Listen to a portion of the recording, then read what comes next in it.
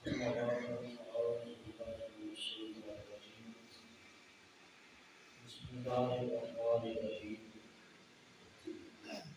الله تبارك وتعالى ألا إن أولياء الله لا خوف عليهم ولا هم يحزنون الذين آمنوا وكانوا يتقون صدق الله مولانا العظيم والصلاة والسلام عليك يا سيدي يا رسول الله وعلى آلك وأصحابك يا سيدي يا حبيب الله مولاي صل وسلم دائما أبدا على حبيبك خير الخلق كلهم بندہ پروردگار امت احمد نبی دوست دار چار یار تابع اولاد علی مذہب حنفیہ دار ملت حضرت خلیل خاک پائے غوث اعظم زیر سایہ حروی صدیق اکثر حسن کمال محمد است فاروق ابن جاہو جلال محمد است عثمان ضیاء شکل جمال محمد است حیدر بہاری باغ حساد محمد است اسلام ماں اطاعت خلفائے راشدین ایمان معروف آل محمد است دو صلات کے بعد ہے جی واجب احترام معزز سامعین اکرام برادران اسلام پچھلے جماعت المبارک کو خطبہ جمعہ میں ہم نے قرآن مجید فرقان حمید سے اولیاء اللہ کی کرامات مختلف امتوں کے اولیاء کی جو کرامات اللہ نے بیان فرمائی ہیں قرآن پاک میں ان کا ذکر کیا اور بعد میں حضور غوث الاعظم السید والشیخ عبد القادر جیلانی الحسن والحسینی رضی اللہ تعالیٰ عنہ آپ کی فراست مومنانہ جو اللہ تعالیٰ مومن کو بصیرت عطا فرماتا ہے اس میں ہم نے گفتگو کی۔ آج مناسب سمجھا گیا کہ حضرت غوث الاعظم رضی اللہ عنہ کی تعلیمات پہ بات کی جائے۔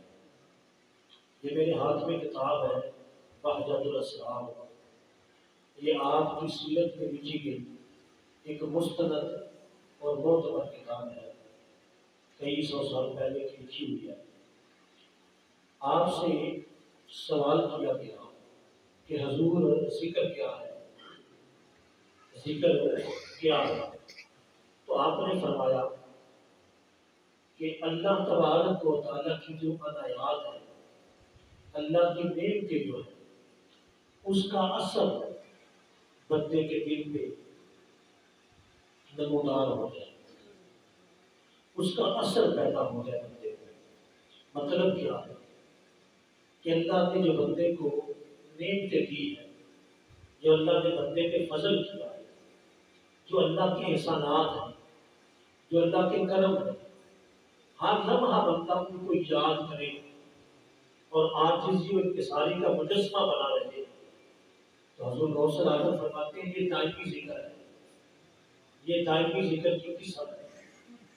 دیکھیں اس کی مثال جو ہے کہ جب بندہ رات کو سوتا ہے، بستر پہ جاتا ہے، تو جب نیند آ جاتی ہے بندے کو تو اس کی آنکھ دیکھنا چھوڑ دیتی ہے، اس کے کان سننا چھوڑ دیتے، اس کی زبان بولنا چھوڑ دیتی، اس کے ناک میں سونگنے کی طاقت نہیں رہتی، ہاتھ سے پکڑنے کی طاقت جو ہے وہ سلب کر لی ہے، پاؤں جو ہے وہ چلنا چھوڑ دیتے، دماغ سوچنا، ادراک، فہم و فراست کی یہ ساری طاقتیں دانت چباتے ہیں وہ چھوڑ دیتا ہے۔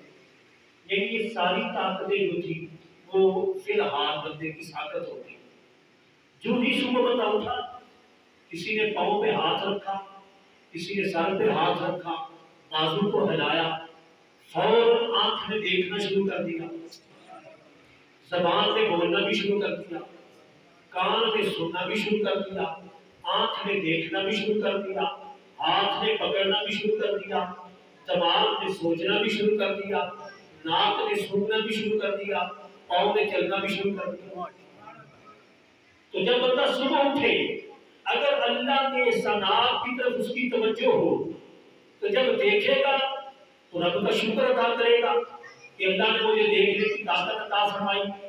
سنے گا اللہ کا شکر ادا کرے گا کہ اللہ نے مجھے سننے کی طاقت دے دی.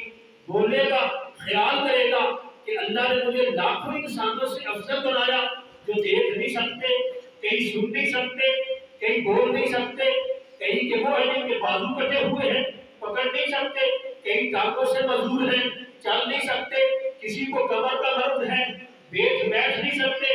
تو جب بندہ اللہ کے احسانات کو دیکھے گا تو پھر اللہ کا شکر ادا کرے گا. پھر یہ دائمی ذکر ہوگا کہ جب صبح اٹھا تو چاروں طرف روشنی تھی, رات کے اندھیرے میں کوئی چیز نظر نہیں آ رہی تھی, اللہ کا شکر ادا کرے گا اللہ نے سورج بنایا. رات کو جب بستر پہ سوئے گا تو جسم کو راحت آئے گی, اللہ کا شکر ادا کرے گا اللہ نے نیند بنائی ہے میری تھکاوٹ اتر گئی. زمین پہ چلے گا تو چلتے وقت جب زمین پہ چھوڑا بنایا گیا اللہ کا شکر ادا کرے گا.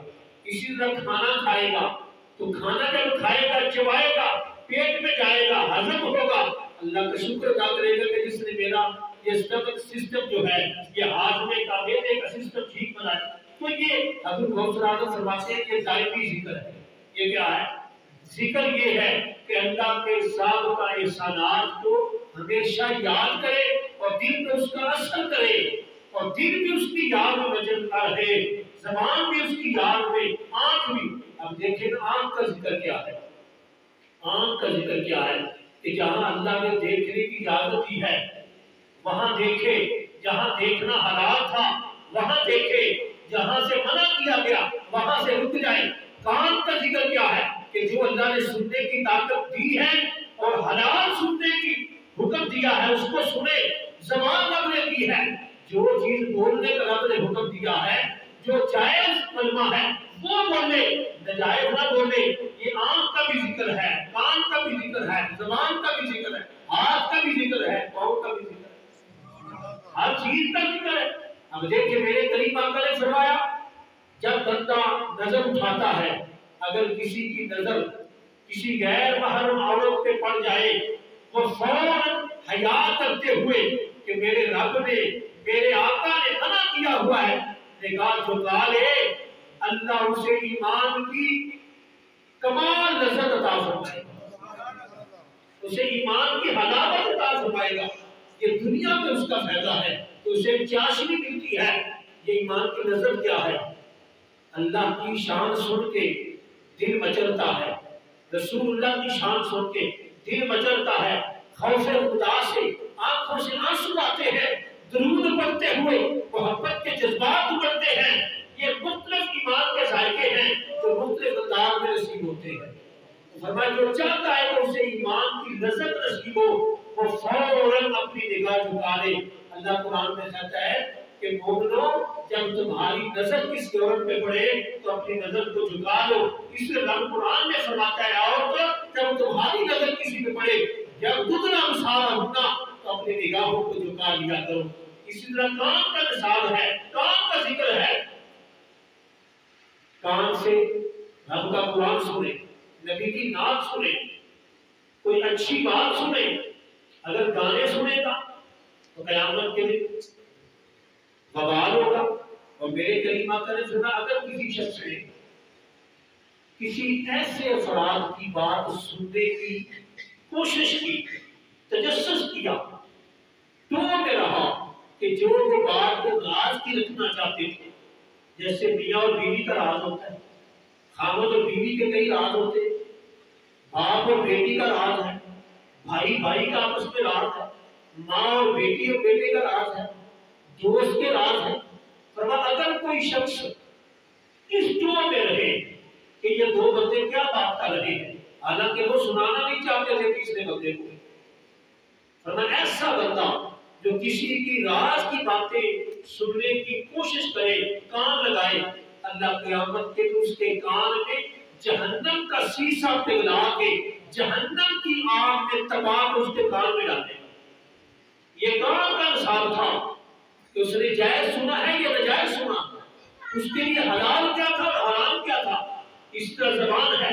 میرے کریم آقا نے فرمایا نہیں کب بندی بین علی ہے بین علی نہیں اب من لہو جنہ اور کما قال ابو بکر جو بندہ مجھے دو چیزوں کی گارنٹی دے میں اسے جنت کی گارنٹی دیتا ہوں. جو دو چیزوں کی ضمانت دے گا اسے جنت کی ضمانت دیتا ہوں.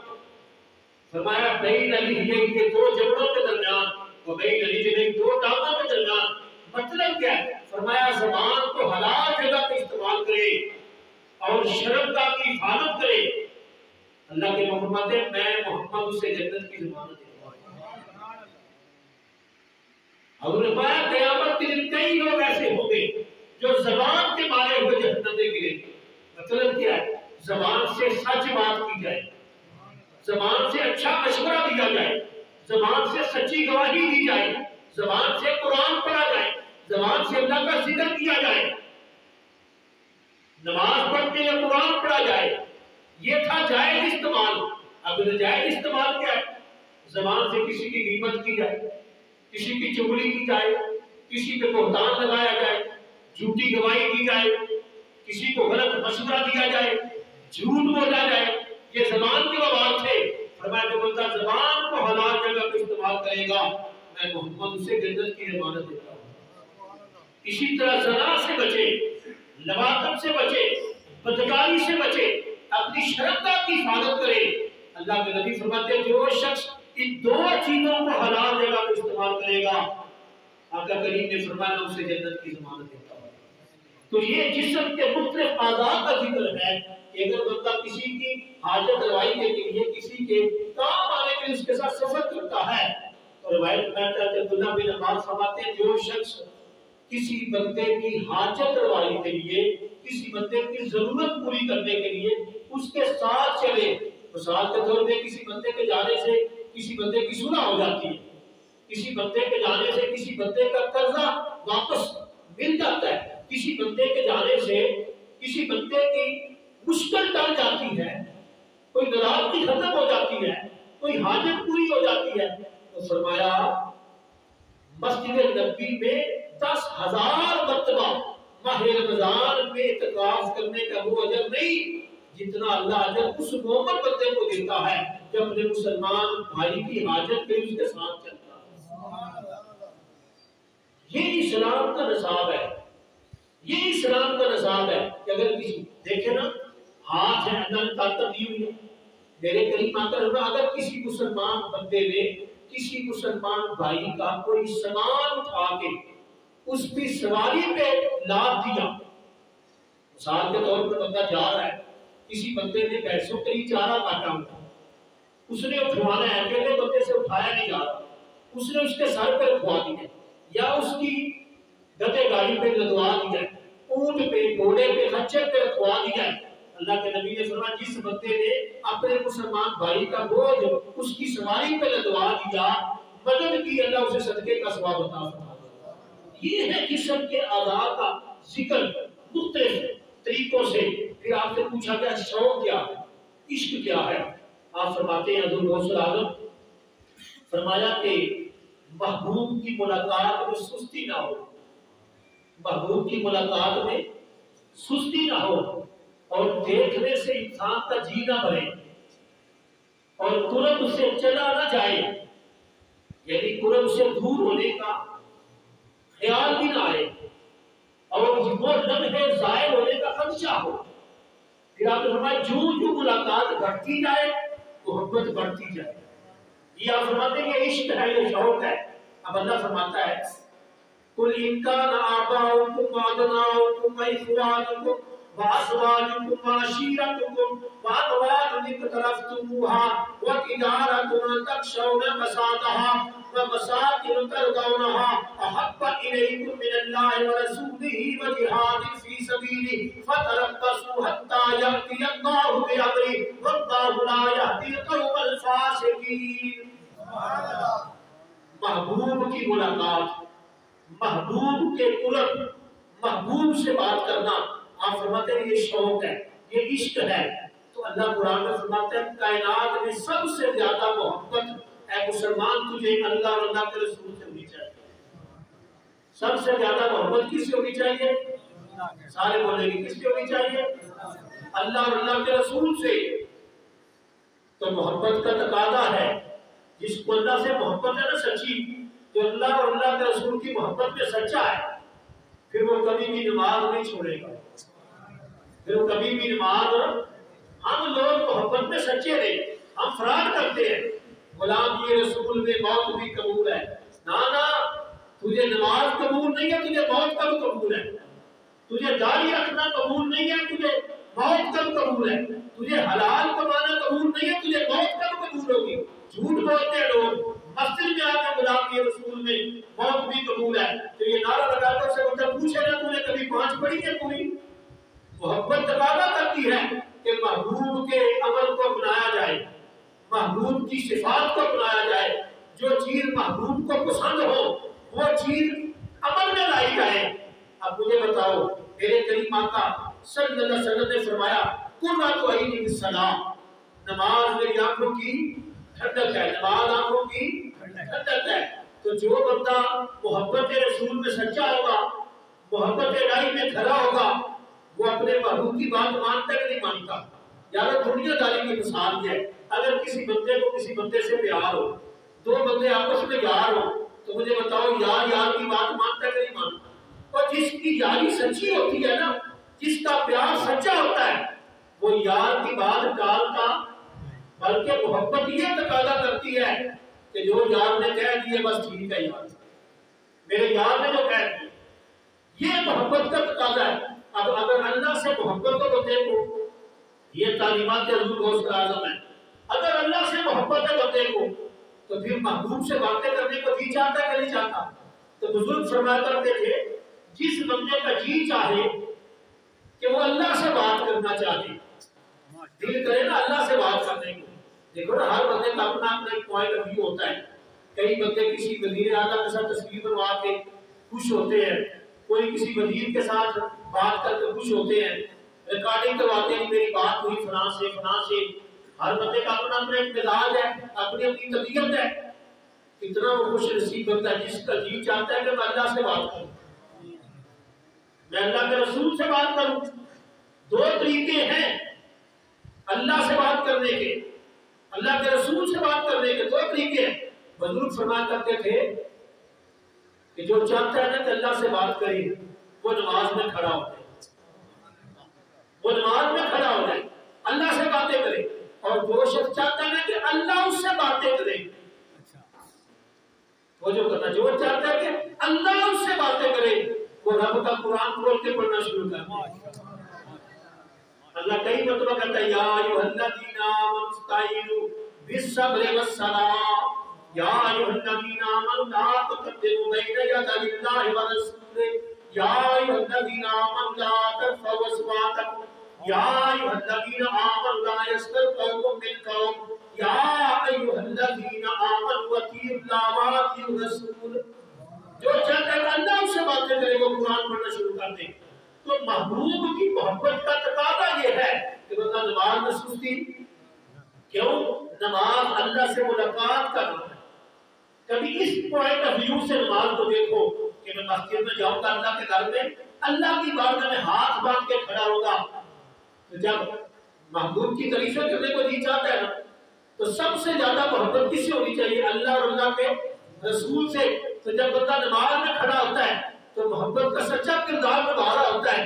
الحمدللہ رب العالمین، میں اس اللہ سے پیار کرتا ہوں جس کے لیے ساری تعریفیں، رب العالمین، میں اس اللہ سے پیار کرتا ہوں جو سارے جہانوں کا پالنے والا ہے۔ الرحمن الرحیم، میں اس اللہ سے پیار کرتا ہوں جو رحمان بھی ہے اور رحیم بھی ہے۔ مالک یوم الدین، میں اس اللہ سے باتیں میں اس اللہ سے پیار کرتا ہوں جو قیامت کے دن کا مالک ہے۔ اب یہاں تک اللہ کی شانیں بیان کی، اپنے محبوب خدا کی تعریفیں کی، اب ڈائریکٹ کہا ایاک نعبد و ایاک نستعین، اے اللہ میں تجھ سے مدد مانگتا ہوں، تیری ہی عبادت کرتا ہوں، تجھی سے مدد چاہتا ہوں۔ ڈائریکٹ بات ہوئی نا اللہ سے، اہدنا الصراط المستقیم، یا اللہ مجھے سیدھے رستے پہ چلاؤ، سیدھا رستہ دکھا، مجھے سیدھے رستے پہ ثابت قدم رکھ۔ اللہ سے بات ہوئی کہ نہ ہوئی؟ تو جو بندہ چاہتا ہے اللہ سے باتیں کرنا وہ نماز پڑھے، محبت کا تقاضا ہے۔ پھر بندہ رکوع میں جا کے کہتا ہے سبحان ربی العظیم، پاک ہے میرا پروردگار بہت عظمت والا۔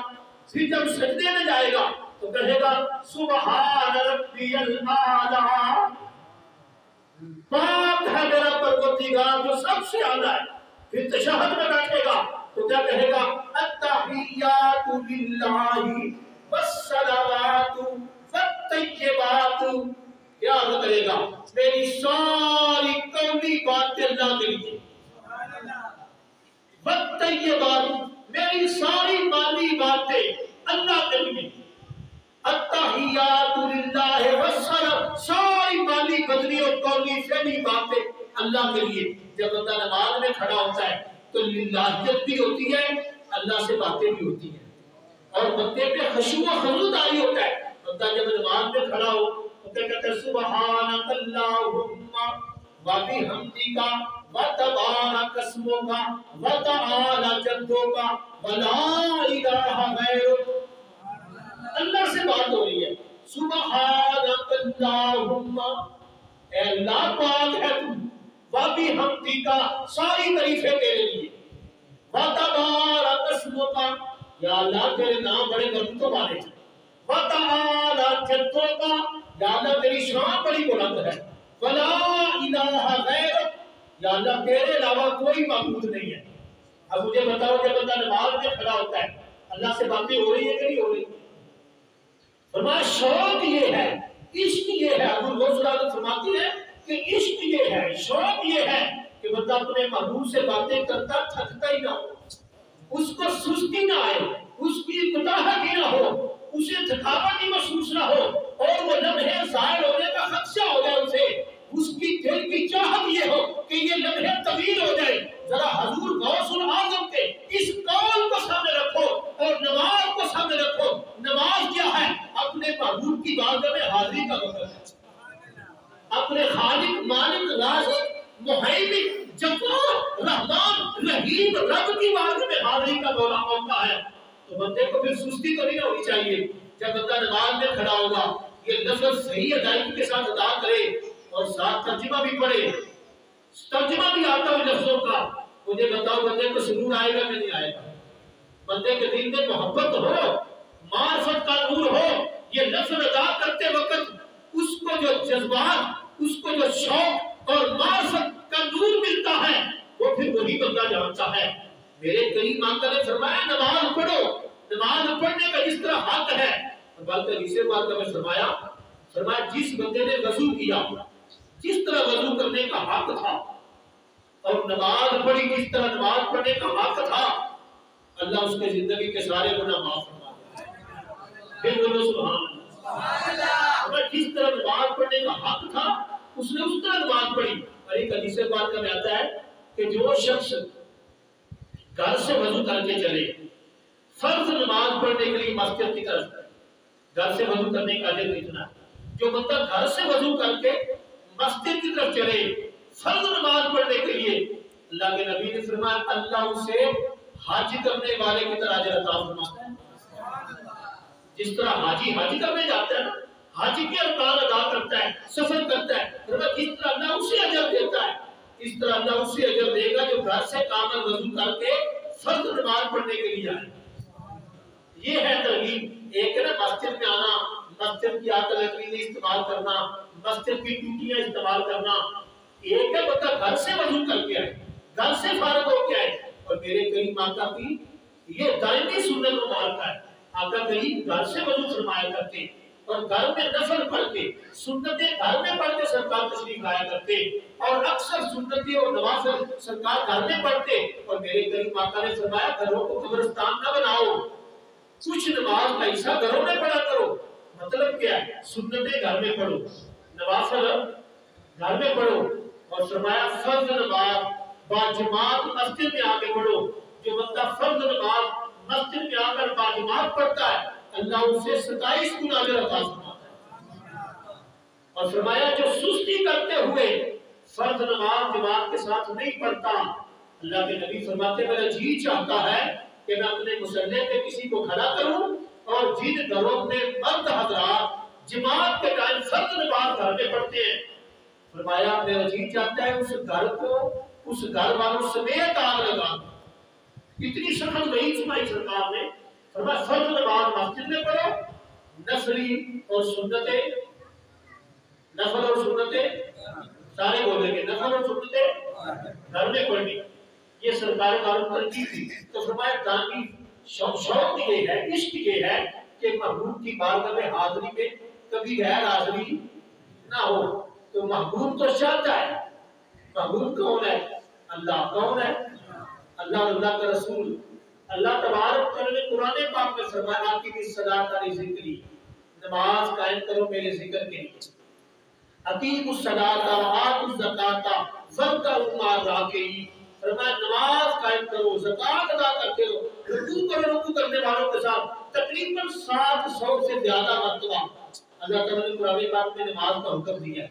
تو جو بندہ اللہ کی محبت میں سچا ہے، جو کہتا ہے کہ میں اللہ سے محبت کرتا ہوں، اگر وہ اپنے دعوے میں سچا ہے تو پھر وہ بے نمازی نہیں ہو سکتا۔ اور اگر بندہ کہے میں اللہ سے محبت بھی کرتا ہوں اور نماز بھی نہ پڑھے تو پھر وہ اپنے دعوے میں سچا۔ جو بندہ کہتا ہے میں سرکار سے محبت کرتا ہوں، اگر وہ نماز نہیں پڑھتا تو وہ اپنے محبت کے دعوے میں سچا نہیں ہے، وہ جھوٹا ہے۔ ہاں ہم نے اپنے دعوے کو سچا کرنا ہے۔ کس طرح؟ ہم نے 5 وقت کی نماز پڑھی، 5 وقت کی نماز پڑھی ہے۔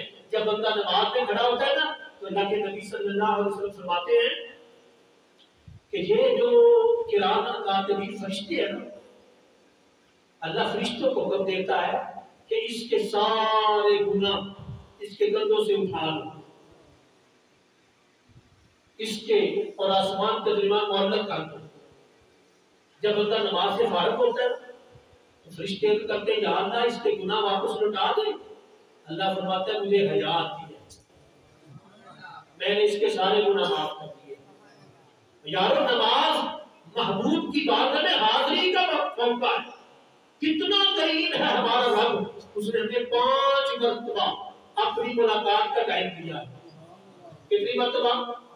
یہ نماز اللہ سے ملاقات ہے۔ جب بندہ کہتا ہے ایاک نعبد و ایاک نستعین، تو مخاطب کس سے ہوتا ہے؟ بندہ جسے ملاقات ہو رہی ہو۔ تو کتنا قریب ہے کہ اس نے اپنے محبوب کے صدقے ہمیں اپنی ملاقات کا ٹائم دے دیا۔ یہ شرف پہلے نبیوں کو ملتا تھا، اللہ نے اپنے محبوب کے صدقے اس امت کو بھی عطا فرما دیا۔ نعرہ تکبیر، نعرہ رسالت، نعرہ رسالت، نعرہ حیدری۔ حضور غوث اعظم سے پوچھا کہ توکل کیا ہے؟ آپ فرماتے ہیں کہ غیر خدا سے الگ ہو جانا۔ مطلب کیا ہے؟ کہ مخلوق کی منتیں نہ کرنا، مخلوق کے سامنے جا کے ہاتھ نہ پھیلانا، جوڑیاں نہ پھیلانا۔ اللہ فرماتے ہیں وَمَن يَتَوَکَّلْ عَلَى اللَّهِ فَهُوَ حَسْبُهُ، جو اللہ پہ توکل کرتا ہے پھر اللہ اسے کافی ہو جاتا ہے۔ پھر اللہ فرماتا ہے وَيَرْزُقْهُ مِنْ حَيْثُ لَا يَحْتَسِبُ، جو اللہ پہ توکل کرے اللہ اسے وہاں سے رزق دیتا ہے جہاں سے اسے گمان بھی نہیں ہوتا، جہاں سے اسے امید بھی نہیں ہوتی، اسے خیال بھی نہیں ہوتا کہ یہاں سے بھی مجھے مل جائے گا رزق۔ اس کے کاروبار میں ایسی برکت آ جاتی ہے، اللہ اس کے اسباب ایسے غیب سے پیدا کر دیتا ہے کہ پھر اسے فکر ہی نہیں رہتی رزق کی، پھر اسے دنیا داروں کے چوکھٹ پہ جا کے سلامی دینے کی حاجت نہیں رہتی۔ یہی تو سجدہ جسے کو گراں سمجھتا ہے 1000 سجدوں سے دیتا ہے۔